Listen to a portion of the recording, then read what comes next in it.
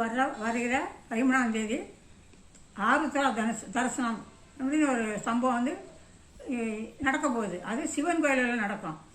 எப்படி ஆதி மந்தம் இல்லாத சிவனாக இருக்கிறாரோ அவர் வந்து மக்களை மகிழ்க்கிறனால தான் ஆருத்ரா தரிசனம்ங்கிற நாளை கொண்டாடுறாங்க.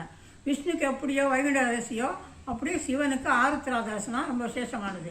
அதுக்கு என்னென்னா அந்த சிவனுக்கு வந்து பெரிய கார்த்திகை மகாதீபம், ஆருத்ரா தரிசனம், அப்புறம் மகா சிவராத்திரி அப்படிங்கிற 3 நாளும் உற்சவ நாள், பெரிய சிறந்த நாள். அது என்னன்னா அந்த ஒரு நாளே அந்த பெருமாள் வந்து விஷ்ணு படுத்திருக்கும் பொழுது திடீர்னு தன்னறியாமல் ஆஹா பிரமாதம் பிரமாதம் அற்புதம் அற்புதம் அப்படின்னு சொல்லுவார். அப்படியே பக்கத்தில் இருக்கிற மகாலட்சுமியும் ஆதிசேஷனும் பாம்பு படுக்கிறதே படுத்திருப்பார் பாய்க்கடலில். கேட்பாங்க, என்ன திடீர்னு சுவாமி என்ன திடீர்னு சிரிக்கிறீங்க?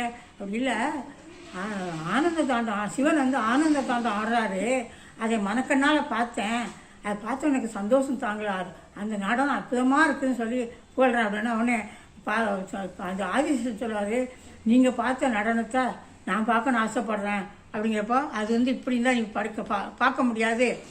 நீ வந்து மனுஷனாக பிறந்து தவம் இருந்து சிவனை வேண்டிட்டு தில்லை சிதம்பரத்தில் போய் அவர் வந்து ஒரு நாள் வந்து ஆருத்ரா திருவாதிரை நட்சத்திரத்தை அன்னைக்கு அவருக்கு அந்த தரிசனம் கொடுப்பாரு, நீ பாரு அப்படின்னு சொல்லிவிடுவார். உடனே அந்த என்ன பண்ணுவார், அந்த ஆதிசேஷன் மனுஷ உடம்பு பாதி கீழெல்லாம் பாம்பு உருவத்தில் போய் காட்டில் போய் தவம் செய்கிறாரு. நிறைய வருஷம் தவம் இருக்கிறாரு. அப்போ அவருடைய அதுக்கு தவத்துக்கு வச்சு அந்த சிவன் வந்து திருவாதிரை நட்சத்திரம் அன்னைக்கு அவர்கிட்ட வந்து நீ தில்லைக்கு வா, தில்லைன்னா சிதம்பரத்துக்கு வா அப்படின்னு சொல்லி அங்கே போய் அவருடைய ஆனந்த நாட்டியத்தை ஆடி காட்டுறாரு. அதான் அந்த அன்னைக்கு அவர் நான் சொல்கிறார், நான் பார்த்தா இந்த காட்சியை எல்லா மக்களும் பார்க்க வேண்டாமா, அதனால் தயவுசெய்து இந்த எல்லாரும் கண்ணிலையும் படுற மாதிரி இந்த ஆருத்ரா தரிசனத்தை ஆருத்ரானாலே சிவ தாண்டவம் ஆனந்த தாண்டவம் திருவாதிரை அன்னைக்கு நடக்கிறதுன்னு அர்த்தம். அதுக்காகன்னு சொல்லணும்னா சிவன் அதே மாதிரி அந்த திருவாதிரை நட்சத்திர அன்னைக்கு அந்த தில்லையில் நடராஜன் ஆனந்த நாடு ஆடுறது இன்றைக்கும் அது நடக்கிறதாக ஐதீகம். அதை பார்க்கறதுக்கு மக்கள் கூட்டமாக கூட போடி பாய் அவரை தரிசனம் பண்ணாங்க. அதோட அந்த திருவாதிரை நட்சத்திர அன்னைக்கு ஒரு களி விசேஷம், திருவாதிரை களின்னு பேர். அது களி வந்து அரிசி மாவை வச்சு அதை வெல்லம் போட்டு களியாக கிண்டி சாப்பிட்றாரு. அது எதனால் வந்துன்னா சேந்தன் அப்படின்னு சொல்லி ஒரு சிவபக்தர் இருந்தார். ரொம்ப கஷ்டப்பட்டவர், ரொம்ப ஏழை, சாப்பாட்டு கஷ்டமானவர். ஆனாலும் அவர் தினம் யாராவது ஒரு சிவனடியார்களுக்கு சாப்பாடு போடாமல் சாட மாட்டார். அன்னைக்கு திருவாதிரை நட்சத்திரம், சாப்பிட ஒன்றுமே இல்லை, வீட்டில் சமைக்க ஒன்றும் இல்லை, சாப்பிட ஒன்றும் இல்லை. சும்மா அக்கம் பக்கத்தில் போய் ஒரு காப்படி அரிசியை வாங்கிட்டு வந்து கொஞ்சம் வெல்லம் வாங்கிட்டு வந்து என்ன பண்ணுறாரு, களி கிண்டுறாரு, களியாக சாப்பிட்டுக்கலாம் அப்படின்னு. அப்போ ஒரு சாமியார் வராரு. சாமியார் யார், நம்ம சிவன் தான். அவர் சோதிக்க வராரு.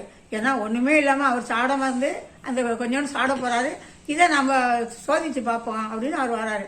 உடனே அவரை வந்து இவரை சிவனை எப்போவுமே யாருக்குமே கொடுத்து சாப்பிட்றதில்ல, அந்த களியை கண்டுட்டு யாராவது வருவாங்களான்னு பார்க்கலாம். சிவனோட வந்து அப்பா பசிக்குதுப்பா ஏதாவது ஆகாரம் கொடுப்பாங்கன்னா இவரை அவரை உட்கார வச்சு அந்த களியை கொடுக்குறாரு.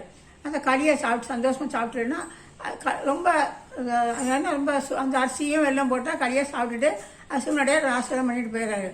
அந்த சாயங்காலம் கோயிலுக்கு போகிறாங்க. அவர் அந்த சேந்தனும் அவருடைய மனைவியும் அங்கே போனால் சிவனுடைய வாயில் அந்த பூஜை நடந்துக்கிட்டு இருக்கு. அர்ச்சகர் வந்து சாமிக்கு அலங்காரம் பண்ணக்குள்ள சாமி வாயிலெல்லாம் அப்படியே களியாக ஒட்டி இருக்குது. ஒன்று என்னது, நம்ம கொஞ்சம் முன்னே நல்லா இருந்தது, இப்போ எல்லாம் களியாக ஒட்டியிருக்குன்னு சொல்லிவிட.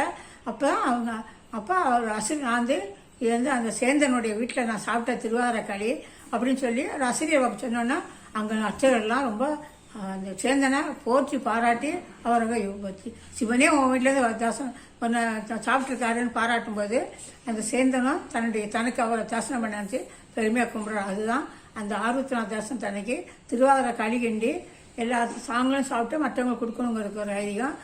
ஆனந்த ஆண்டு காட்டுறதுனால தான் ஆருத்ரா தரிசனமாக கொண்டாடப்படுது.